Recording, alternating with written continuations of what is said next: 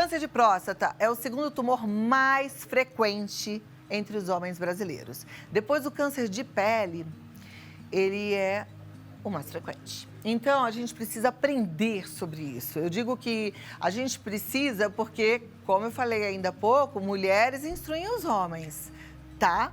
Então, assim, ou seja, por medo ou por desconhecimento, os homens se cuidam menos que as mulheres. Aí é que tá. Atrapalha muitas vezes para o diagnóstico precoce, para o tratamento correto, né?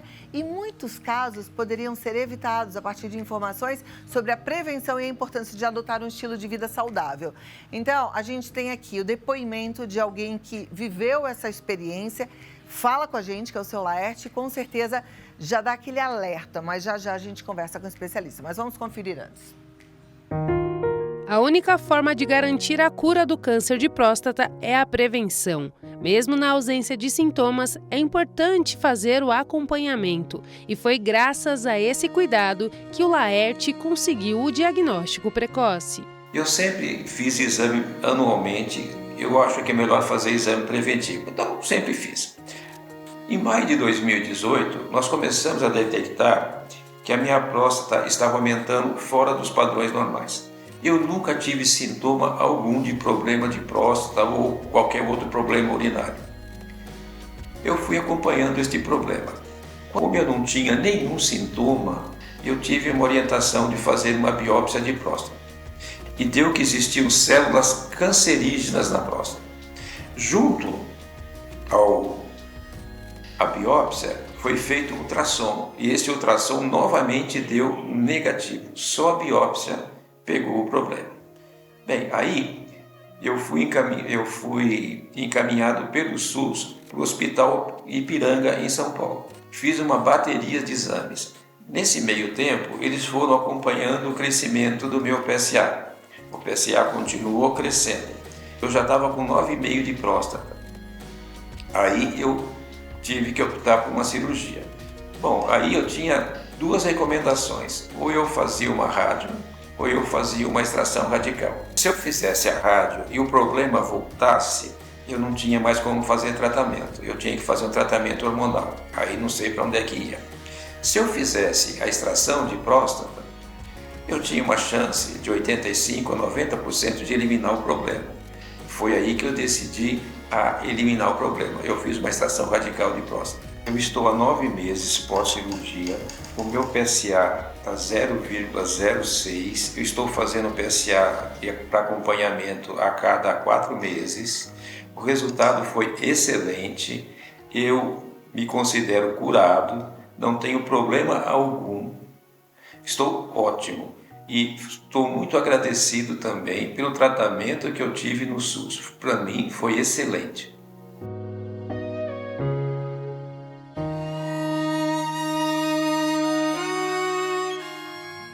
Muito bom o depoimento do seu Laerte. A gente vai aprendendo, né, com a experiência do outro. E é por isso que hoje a gente tem aqui o oncologista Dr. André Castelo, que vai nos ajudar a entender melhor como é que a gente lida com a doença, mas o melhor, com a prevenção à doença. Seja bem-vindo, Dr. André. Uma alegria te receber, viu? Obrigado. Vamos lá, tentar entender Sim. o que acontece e o que os homens devem fazer para que não tenha que depois que lidar com o tratamento, né? Sim. Então, esse caso foi bem legal, né, que vocês trouxeram, porque ele ilustra bem a importância do rastreamento, né? Quando a gente fala de câncer de próstata, a gente está falando da principal neoplasia que acomete o homem no Brasil, depois do câncer de pele, como você mesma mencionou muito bem, né? Câncer de pele, a gente tem um tipo super agressivo, que é o melanoma, e tem os outros tipos, basocelular, carcinoma epidermoide, que ainda bem, eles têm um prognóstico, ou seja, desfechos um pouco melhores. Mas eles são bem frequentes, então a gente costuma tirar eles da jogada quando a gente vai falar em números de câncer. Por isso que eu falo que o câncer de próstata ele é o principal câncer que acomete o homem no Brasil, tá? Em termos de mortalidade, ele é o segundo que mais mata. Ele perde um pouquinho para o câncer de pulmão, que é mais grave, mas eles estão ali disputando o primeiro lugar, tá? E o rastreamento de câncer de próstata, ele é essencial, né? Então esse caso ele representou isso muito bem, porque era um paciente que tinha nenhum ou poucos sintomas, né?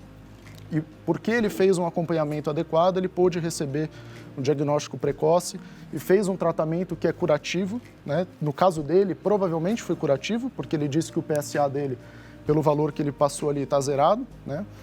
E, de forma geral, pacientes que fazem o tratamento logo quando a doença é inicial, tem uma taxa de cura da ordem de 90%, 95%.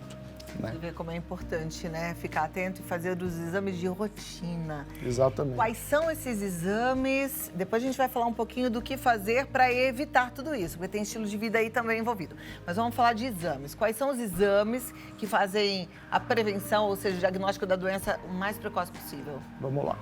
Então, quando a gente fala em prevenção de câncer de próstata, tem duas coisas muito importantes que todo homem deve fazer a partir dos 50 anos, tá? Uma delas é o exame de sangue, que é o PSA. O PSA é uma proteína que as células da próstata produzem, tanto benignas quanto malignas, e o toque retal. Isso, se você fizer uma vez por ano em um acompanhamento com o urologista, você, caso vá desenvolver a doença, detecta ela no estadio muito inicial, com chances de cura alta, como a gente falou aqui. Acontece que a gente vive, né, num país em que tem muito preconceito ainda, em relação principalmente ao toque retal. Cerca de 2/3, mais ou menos, dos pacientes ou se recusam ou não querem fazer o exame do toque retal. E isso é um problema muito grande, evidentemente. Ou seja, apenas 1/3 faz. Exatamente. De 1.000 homens, apenas 300 Apenas, fazem. exatamente. Apenas 300 vão fazer da forma correta, né, o rastreamento, que poderia diagnosticar a doença no estadio inicial. Né? Então, Era isso que eu ia te perguntar. Um exame não substitui o outro, complementa o outro, é isso? Exatamente. Esse ponto também é muito importante. Algumas pessoas falam, poxa, eu posso fazer só o PSA, eu não quero fazer o toque retal. Né? E esse ponto que você mencionou é importante, eles se complementam. Porque, infelizmente, cerca de 20% dos casos de câncer de próstata que são diagnosticados, eles são diagnosticados com valores de PSA normais. Ou seja, aquela pessoa que seguia apenas pelo valor de PSA e se recusa a receber um toque retal, ela pode estar perdendo a chance de ser diagnosticada. Porque o exame de toque retal ele pode detectar, às vezes, um nódulo, mesmo com PSA normal, e essa detecção do nódulo vai levar ao diagnóstico de câncer de próstata. E, além disso, tem um outro fator. Alguns tipos de câncer de próstata, eles são o que a gente chama de muito indiferenciados, ou seja, as células elas são tão esquisitas, tão estranhas, que elas praticamente não produzem o tal do PSA. Então, a gente está falando aqui de um câncer super agressivo e que não produz PSA. E esse é o grande perigo, porque é uma doença silenciosa e que, quando for detectada, certamente já vai estar num estadio muito, muito avançado. Olha aí como é séria essa situação, né? A gente Bastante. não pode correr o risco. Agora, por que a incidência é tão alta? O que está acontecendo? Na realidade, a incidência até aumentou, tá, nas 2 últimas décadas. Então, não só de câncer de próstata, né, de outros tumores também. E tem várias coisas envolvidas aí, né? A primeira delas é que a gente está vivendo mais. Né? Hoje em dia, nós somos mais longevos e, com isso, a gente acaba desenvolvendo mais diagnósticos de câncer. Né? Antigamente, as pessoas faleciam com 60, 70 anos antes de começar um quadro de câncer. Hoje em dia, como a gente vive mais, né, a gente começa a se deparar mais com essa doença. E, além disso, a gente teve também melhorias, né, no sistema de saúde, melhoria dos exames diagnósticos. O PSA mesmo, ele está mais difundido hoje do que era no passado, e com isso a gente acaba detectando também mais a doença. Tá? Com a pandemia, né, paradoxalmente, né, a gente teve aquele fenômeno que muitas pessoas pararam de fazer os exames de rastreio, não só de próstata, de mama, colonoscopia também, e a gente teve um decréscimo aí da ordem de 20% mais ou menos dos casos diagnosticados. Não é que o câncer reduziu os números em 20%, a gente parou de detectar O diagnóstico que diminuiu a quantidade. com a pandemia, e agora a gente volta a tentar retomar aí o Com isso, então, rumo você está correto. falando que provavelmente não é que a incidência é tão grande ou vem aumentando. É que o homem está vivendo mais e hoje descobre-se muito mais do que antigamente, é isso? Em parte sim, mas também existe uma incidência maior por mudanças de hábitos de vida. Né? Então, hoje em dia, a obesidade ela aumentou muito a incidência também. Né? A gente tem a questão do tabagismo, que, por incrível que pareça, também tem aumentado. Consumo de álcool, consumo de dietas que não são saudáveis, como gorduras, frituras, dietas ricas em açúcar, embutidos, alimentos processados, né? Sedentarismo. Tudo isso é muito relacionado ao estilo de vida que a gente tem hoje, né? De rede social, aquela coisa toda. E, sem dúvida nenhuma, isso também está por trás desse aumento do número de novos casos de câncer. Impressionante, né? Você falou tabagismo, por incrível que pareça. Eu estava falando sobre isso ontem. Poxa, todo mundo sabe tão claramente os malefícios do tabaco, do cigarro, né? E aí fica essa coisa de gente que começa a fumar. Como que pode? Não pode, né? Eu sei que tem gente que fuma e luta aí para se livrar do vício. Agora, essa meninada, então, fazendo um consumo de cigarros eletrônicos que tem ainda... Agora a moda são os eletrônicos. Exatamente. Né? Olha lá, muito complicado. Agora, deixa eu ver aqui os meninos. Vocês estão em dia com os exames de vocês? Tá? Eu tenho aqui, todos eles têm mais de 50, né? Os nossos câmeras, assistentes, tá tudo em dia. Falam que tá tudo em dia. Para quem tem um histórico familiar positivo para câncer de próstata, e aí eu estou falando aquela pessoa que tem um pai que teve um câncer de próstata, que tem um irmão, ou por que não até um filho, às vezes, que diagnosticou muito precocemente a doença, esses pacientes eles até merecem começar esse rastreamento antes. Antes dos 50. Antes dos 50, né? Ou seja, nos 45 anos de vida em diante, ele já pode começar a fazer o rastreamento. E um alerta também para a população negra, né? Pessoas que da raça negra também têm um risco maior de desenvolver câncer de próstata. Esse câncer costuma surgir até numa idade mais precoce, por isso que o rastreamento para eles também começa antes. E, infelizmente, também tendem a ter uma doença um pouco mais agressiva do que a média. Eu imagino que porque a gente é muito misturado, né? O brasileiro, é difícil achar um brasileiro miscigenação que não seja extrema, né? Proveniente de uma miscigenação assim. Então, talvez a gente também, mesmo quem não é da raça negra, tenha o gene, né? E possa desenvolver a doença dessa forma agressiva. Vamos lá, eu quero a sua pergunta e aí a gente vai ouvir o doutor André Castelo com a resposta. Participe do programa. Esse é um assunto sério e extremamente necessário, tá? Tá lá no Vida Melhor Oficial. Agora, doutor André, eu ouço muito comumente idosos comentando que tiveram um endurecimento de próstata, um aumento de próstata. O que é isso? Tá. Então, esse é um aspecto importante também, né? Como eu falei, o PSA ele é produzido na próstata tanto por células benignas quanto malignas, tá? A principal causa de aumento de PSA, na realidade, não é o câncer. É o que a gente chama de hiperplasia prostática benigna, que é uma proliferação absolutamente esperada. A partir de 40 anos, todo homem começa já a desenvolver algum grau de hiperplasia prostática benigna. Isso vai aumentando, de forma que com 70, 80 anos, praticamente todos os homens têm. E isso aumenta o PSA. Que é a próstata aumentada. É a próstata aumentada, tá? E esse aumento da próstata, quando ele se dá dessa forma benigna, a uretra, uma porção da uretra, que é um canal longo, passa justamente por dentro da próstata. E esse aumento benigno da próstata tende a espremer a uretra e causa também sintomas urinários, que são muito frequentes em quem tem essas queixas de próstata aumentada, dificuldade de urinar. E muitas vezes essas duas patologias, a benigna e a maligna, que é o câncer, podem até coexistir, né? Ou seja, acontecer de uma forma simultânea. Então também não é infrequente a gente detectar câncer de próstata num paciente que tinha sintomas urinários, que na realidade eram por um quadro benigno, que levaram ele a procurar um médico e, por fim, ainda bem, né, que ele foi, acabou sendo detectado um câncer. Fiz uma pergunta sobre os tratamentos, né? Precisa ser cirúrgico? Então, tudo depende do momento em que você diagnostica a doença, tá? Idealmente, e na maior parte dos casos, o câncer de próstata ele ainda é detectado num estadio mais inicial, quando as taxas de cura são mais altas. Quando a doença ela é localizada, a gente classifica ela numa doença de baixo risco, de risco intermediário ou alto risco. O risco do quê? De sair da próstata, ganhar o corpo e tornar-se uma doença metastática com risco de morte elevado, tá? Quando a doença é localizada de baixo risco, a gente muitas vezes consegue até não oferecer tratamento para esse paciente e colocar ele num programa de vigilância que a gente chama de vigilância ativa. Ou seja, parte dos pacientes com doença de próstata, câncer localizado de baixo risco, nem tratamento vão necessitar, pelo menos no primeiro momento. Os outros pacientes com doença localizada, eles podem receber ou a cirurgia, que é a prostatectomia radical, ou a radioterapia, que pode ser feita com ou sem um bloqueador de hormônio. Acho que no caso que vocês mostraram aí, o paciente recebeu, se não me engano, a radioterapia e não precisou, né, de hormônio. Essa é uma opção de tratamento também perfeitamente válida se o paciente for bem selecionado, que aparentemente foi o caso dele. né? Então, tanto a cirurgia quanto a radioterapia para a doença localizada são opções super eficazes e igualmente eficazes, tá? A gente não sabe se uma é melhor do que a outra, não teve nenhum estudo que comprovou isso.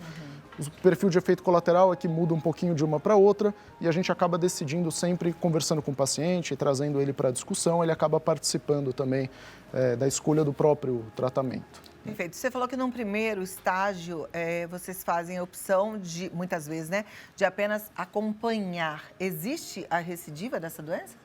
Pois é. Quando a gente detecta essa doença localizada de baixo risco, que a gente opta por acompanhar, a gente coloca, como eu falei... Remissão, desculpa, falei a palavra errada. A remissão dessa doença. Na verdade, a doença, ela tá lá. Mas é que ela é uma doença que ela é tão preguiçosa, né, tão insidiosa, a gente fala, uma evolução tão lenta, que muitas vezes o paciente é capaz de conviver com aquela doença, né? A gente vai, obviamente, fazendo exames periódicos, tanto de PSA quanto de imagem, às vezes até repetindo biópsias para ver se na patologia essas células mudaram e estão mais agressivas, tá?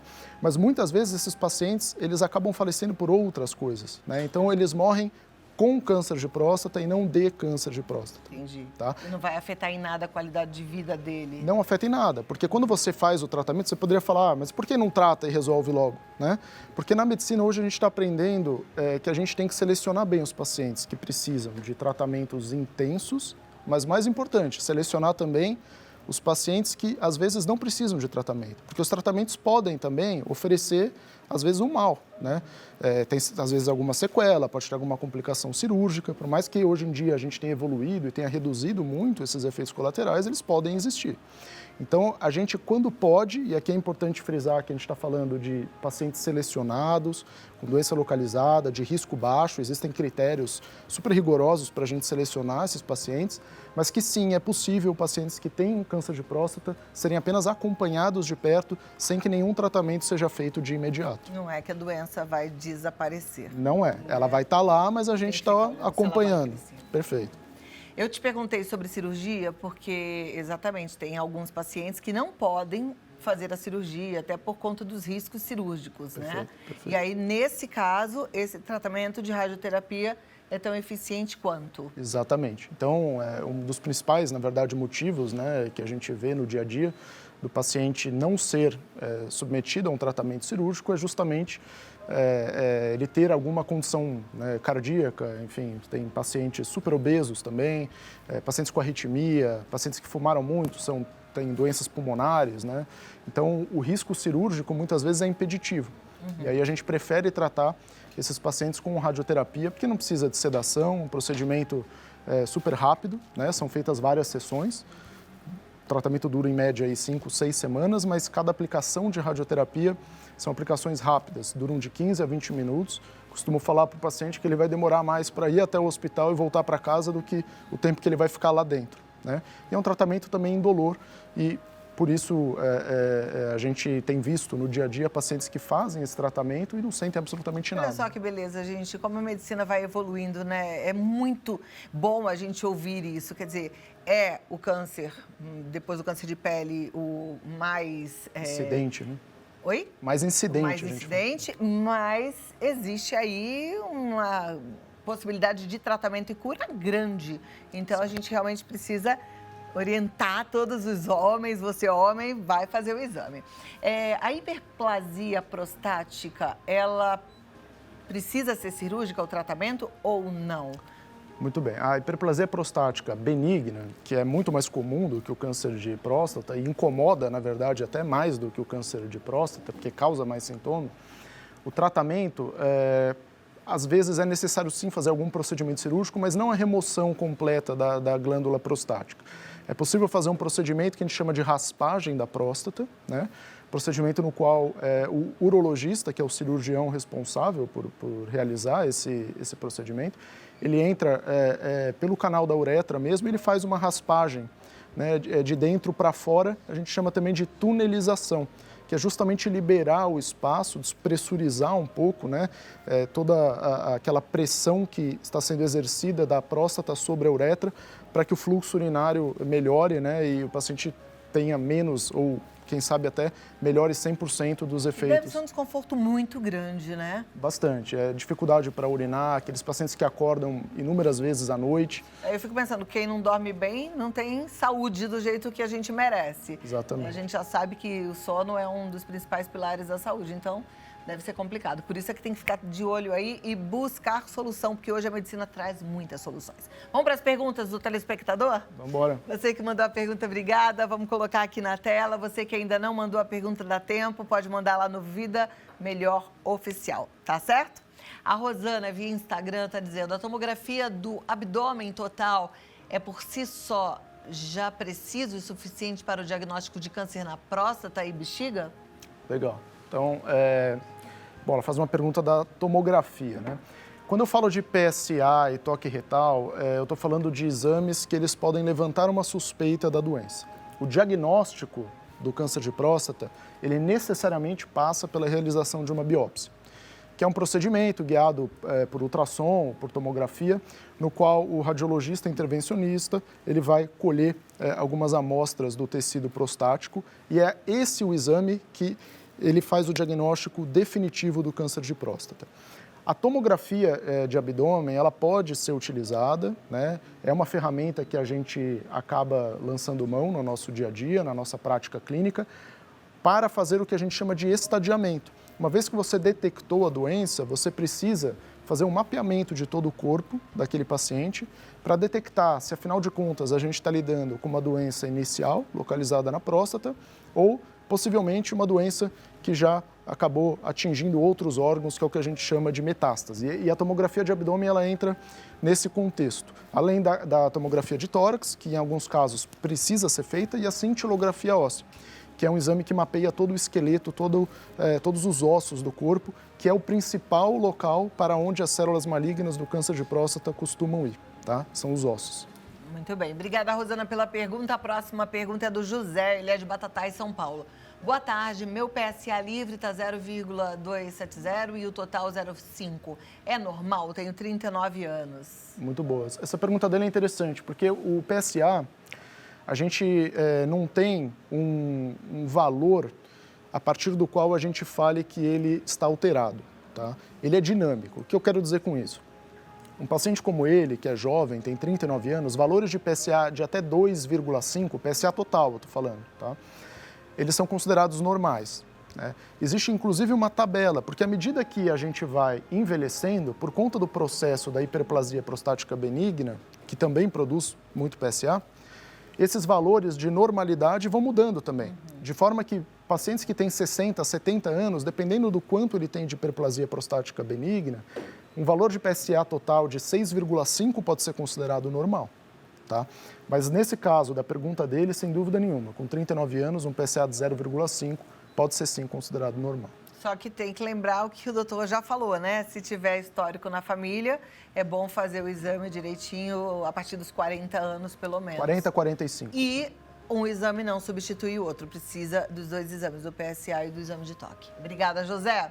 Próxima pergunta, um beijo para toda a turma de Batatais. Lígia de Santos, o PSA do meu esposo deu 0,78. Devo me preocupar? Ele sente muita dor nas costas e urina muito. Agora está tendo muita tontura.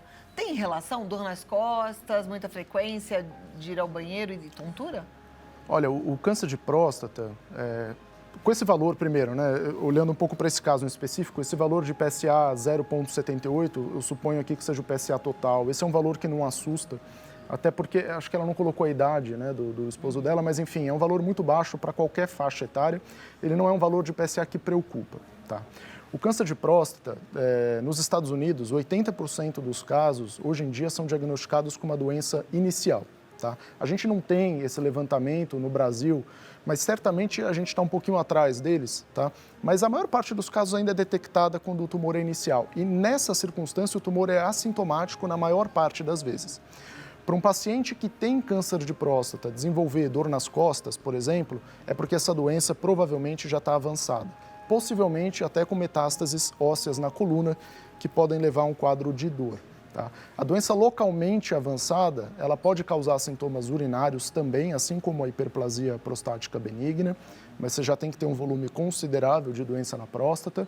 E os sintomas usuais costumam ser dificuldade para urinar, aumento da frequência urinária, às vezes sangramento urinário, sangramento retal, a próstata está muito perto do reto, se ela invade o reto, você pode ter sangramento retal, sangramento quando vai evacuar, pode ter inchaço nas pernas, e aí, claro, a gente está falando de quadros aí um pouco mais complexos, mas como eu falei, ainda bem, uma minoria dos casos se apresenta dessa forma. E um quadro complexo não teria um PSA de 0,78? Dificilmente, muito dificilmente. Ok. Próxima pergunta, obrigada, Lígia. Um beijo para toda a turma de Santos, Bruna do Rio de Janeiro. Um homem com 78 anos pode fazer cirurgia de próstata? Corre algum risco? Olha, engraçado, hoje em dia você fala 78 anos, né? Você pode imaginar 5 tipos de pessoas diferentes com 78 anos, né? Então a idade cronológica ela é um pouco diferente, né? Às vezes do que o que a gente vê no dia a dia. Eu falo, minha avó vai fazer 90 anos e certamente ela pode fazer cirurgias e exames que muitas vezes pessoas mais jovens que ela não poderiam. Isso é maravilhoso, hein? Então depende do paciente. Se é um paciente de 78 anos que se cuida, que não tem problemas cardíacos sérios, não tem problemas pulmonares, né? Que não é um super obeso, sem dúvida nenhuma ele pode sim ser submetido a uma cirurgia de câncer de próstata. É possível. Tem que ter avaliação sempre do clínico, né, do sem cardiologista. dúvida nenhuma. Eu estou lembrando, meu pai muito cedo infartou, teve embolia pulmonar na cirurgia dele de prótese de quadril. Ele é novo, relativamente novo, mas ele não pode fazer já há muito tempo, porque é um risco. Claro. Né? Então, tem que ver direitinho. Obrigada, Bruna. Próxima pergunta, vamos lá, da Roberta. Meu marido fez a retirada total da próstata há 2 anos. Faz acompanhamento regularmente. Em maio de 2022, o PSA estava 0,10 e em setembro subiu para 0,30. Existe a possibilidade de reincidência da doença? Muito bem, essa é uma pergunta muito importante. Então, uma vez que você faz a retirada da próstata, retirada cirúrgica da próstata, o que se espera é que esse PSA chegue a 0, ou pelo menos 0,03, ou até 0,06, como é o caso, né, que vocês mostraram no começo do programa. Às vezes acontece do PSA voltar a subir, né? Quando que a gente deve se preocupar? No caso da cirurgia da próstata, a gente apenas se preocupa e pensa em realizar algum exame de imagem quando esse PSA passa de 0,5. No caso aí o PSA está 0,3. Então, no momento, o que é indicado para esse paciente seria apenas repetir essa dosagem de PSA em cerca de 2 ou 3 meses, depende da velocidade com que esse PSA vem subindo. E pode ser que ele apresente no futuro um quadro que a gente chama de recidiva bioquímica, né? Que é quando esse PSA passa do 0,5 e a gente vai buscar se a gente acha algum sítio de doença, algum foco de doença que, apesar da cirurgia, pode ter ficado para trás. E aí a gente faz um tratamento de resgate para tentar resolver de uma vez por todas o problema. Perfeito. Obrigada, Roberta. Próxima pergunta é da Eliana, via Instagram. Meu esposo operou câncer de próstata e depois de 1 ano e meio o PSA voltou a subir. E está em 1790, não é isso mesmo? Acho que sim. O que fazer? Bom, não sei se faltou uma vírgula aí ou não. O PSAs de 1790 são possíveis, a gente vê, tá?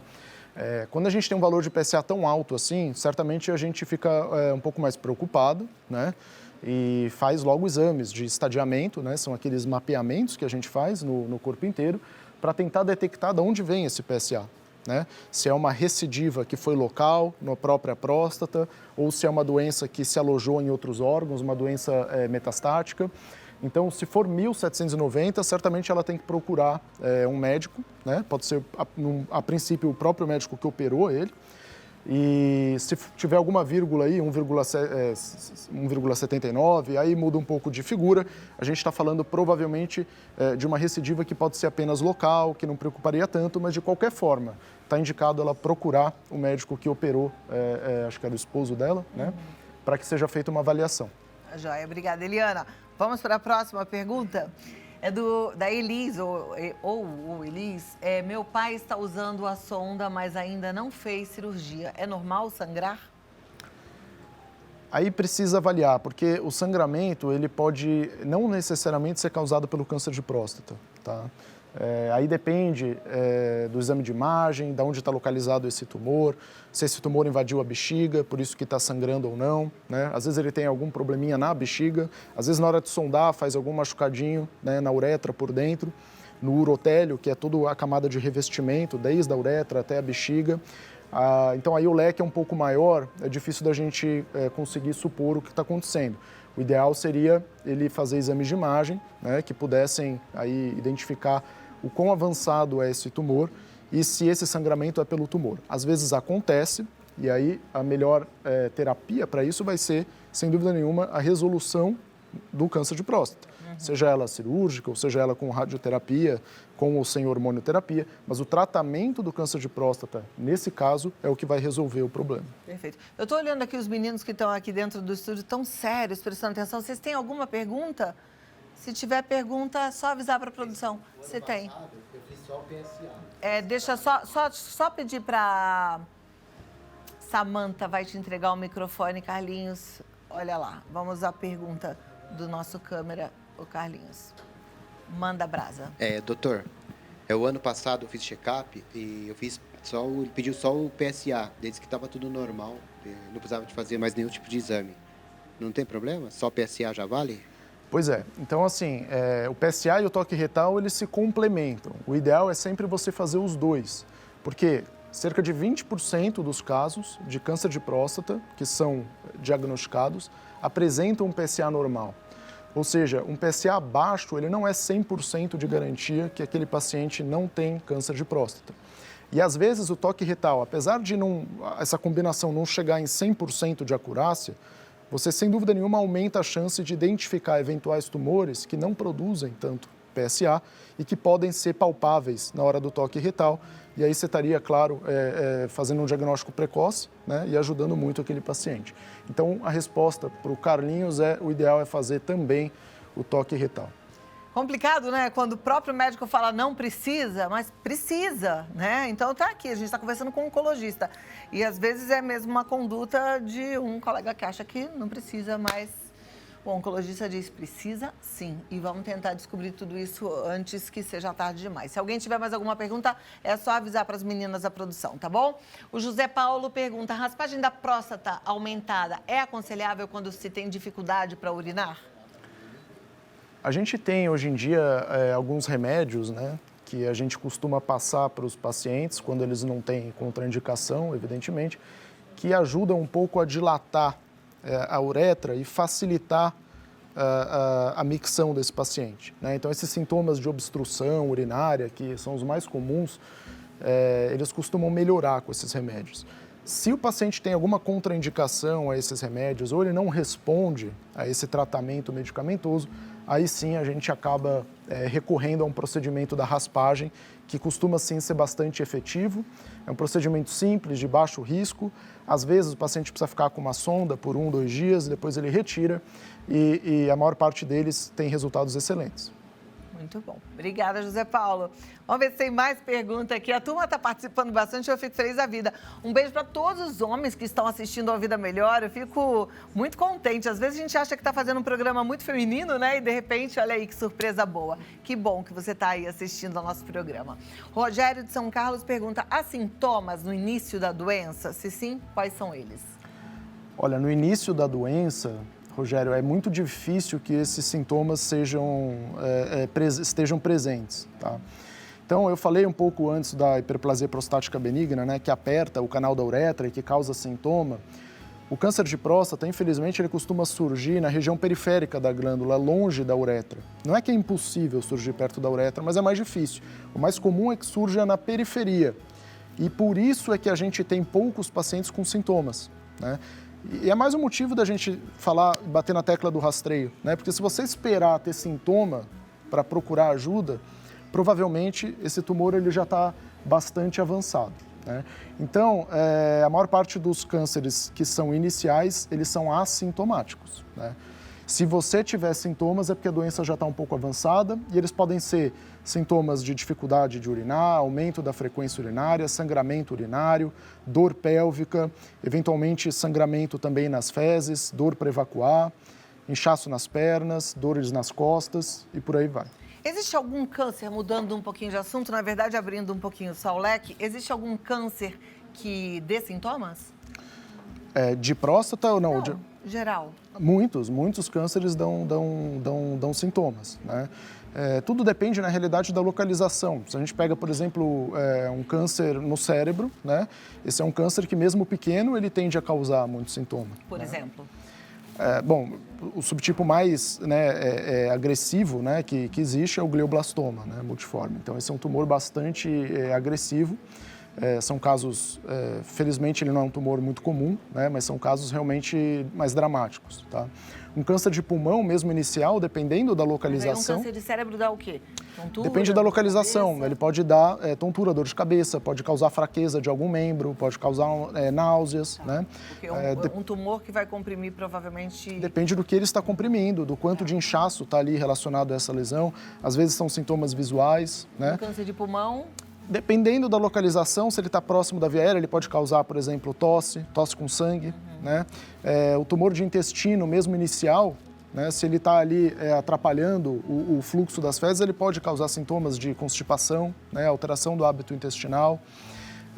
Cânceres aqui da região da cabeça e pescoço, eles podem dar rouquidão mesmo iniciais, podem dar algum tipo de sangramento. Então, essa questão do câncer de próstata ser silencioso no momento inicial, isso não é verdade para todos os tipos de tumor. Bom, mas é importante a gente entender que o exame tem que ser feito. Os exames têm que ser feitos, né? Porque se muitos não têm sintoma nenhum... Eu queria aproveitar, já que você expandiu um pouco o leque, né? A gente está agora no mês de janeiro, apesar da gente estar aqui falando de câncer de próstata, tem um recado que é muito importante, né? Janeiro é o mês da conscientização sobre o câncer de colo de útero, né? Então é o Janeiro Verde e pouca gente sabe, né? E a gente sabe disso porque menos da metade das nossas crianças hoje em dia são vacinadas por HPV, né? HPV é o papiloma vírus humano, ele é um vírus que infecta, né, as pessoas e é um vírus que causa câncer, tá? Então, quando a gente fala de câncer de colo de útero, né, a gente tem um método de prevenção que é fantástico, que é a vacina, que é uma vacinação que ela é feita em 2 doses, você faz uma dose, depois você faz uma dose de reforço 6 meses depois, e que ela tem a capacidade de erradicar a doença em 90%, 95% das vezes. Erradicar talvez não seja o termo correto, seria de prevenir. Mas se a gente fizer isso na população inteira durante 100 anos, a gente certamente consegue erradicar o câncer de colo de útero aqui no Brasil. A gente já tem países estrangeiros que têm um esquema de vacinação exemplar e que tem 200, 250 casos por ano apenas da doença. E aqui no Brasil, na região norte e nordeste, ainda é um dos cânceres que mais mata mulheres, o câncer de colo de útero. Tá? Então, na região norte, ele é o principal, supera inclusive o câncer de mama. E na região nordeste, ele é o segundo que mais mata, atrás do câncer de mama. E a vacina deve ser ministrada para os meninos e para as meninas, e a partir de que idade? Boa. Então, assim, no SUS, a gente tem essa vacina disponível gratuitamente para meninos dos 11 aos 14 anos, meninas dos 9 aos 14 anos. A ideia é que você vacine contra HPV antes da exposição sexual. Porque esse é um vírus que ele é sexualmente transmissível, principalmente, tá? Então, se você vacina essas pessoas antes da exposição sexual, vacina as crianças, você praticamente está protegendo o organismo dela, blindando o organismo delas contra o vírus, de forma que você não contrai o vírus, você não desenvolve infecção pelo HPV e você também deixa provavelmente de ter qualquer chance de ter o câncer de colo de útero, porque 90, 95% das vezes ele é causado pelo HPV. Além, claro, do Papa Nicolau e de uma avaliação ginecológica periódica, que também fazem parte do rastreio do câncer de colo. Doutor, quando o SUS faz essa campanha, parece para a população toda que depois da atividade sexual não adianta mais se vacinar. É isso? Não, isso não é verdade. Acontece que a vacinação ela tem o benefício máximo se ela é feita antes da exposição ao vírus. Uma vez que você já foi exposto ao vírus, você pode sim receber a vacinação. tá? Ela é disponível em clínicas particulares, né? Você pode receber ela com 30, com 40 anos. O problema é que a eficácia da vacina não vai ser a mesma de que quem recebeu antes de qualquer exposição ao vírus. Então, ela pode ter uma perda de eficácia, mas ainda assim ela é indicada. E no Papa Nicolau, não dá para saber se a mulher teve contato com esse vírus ou não? Porque Dá. não é em toda relação sexual que a pessoa tem contato com o vírus do HPV, né? Exatamente, não é em toda relação sexual. De forma geral, até o fim da vida, praticamente todo mundo foi exposto ao vírus do HPV. É que nem todo mundo vai desenvolver uma infecção e nem todo mundo, claro, vai desenvolver o câncer. Como da herpes, né? Que também tem Exato, resistência exatamente. gigante. Mas sim, o Papa Nicolau ele é capaz de detectar não só a infecção, mas ele detecta até lesões pré-malignas. E se a pessoa foi exposta ao vírus também ou não? Dá para você detectar, sim, uma contaminação pelo vírus no tecido avaliado. E a vacina do HPV não previne só contra o câncer de colo de útero. Câncer de vulva, câncer de orofaringe, que é o câncer de garganta, câncer de pênis nos homens, câncer de canal anal, são todos tumores que têm relação com o HPV e que podem ser prevenidos com a vacinação correta. Olha que impressionante. E aí tá lá no SUS de forma gratuita e muitas E crianças... não falta vacina, hein? Muitos Vacina tá lá. adolescentes, ainda não foram vacinados. Tem que ir, tá bom? E você que tem um pouco mais essa idade, não vai ter de forma gratuita pelo SUS, mas eu acho que vale a pena também fazer a vacinação. Doutora André Castelo, muito obrigada. Foi muito bom te receber. Aprendemos bastante juntos, né? Que bom. Tirou muitas dúvidas aqui. Siga o doutor André, ele está no dr.andré_oncologista, André_oncologista e o site drandreoncologista.com. E até a próxima. Vamos falar de câncer, porque é importante. Na verdade, é chato quando a gente fala assim, vamos falar da doença. É bom falar da prevenção, né, doutor? Com certeza. Então, Prevenção é muito melhor prevenir do que tratar. Né?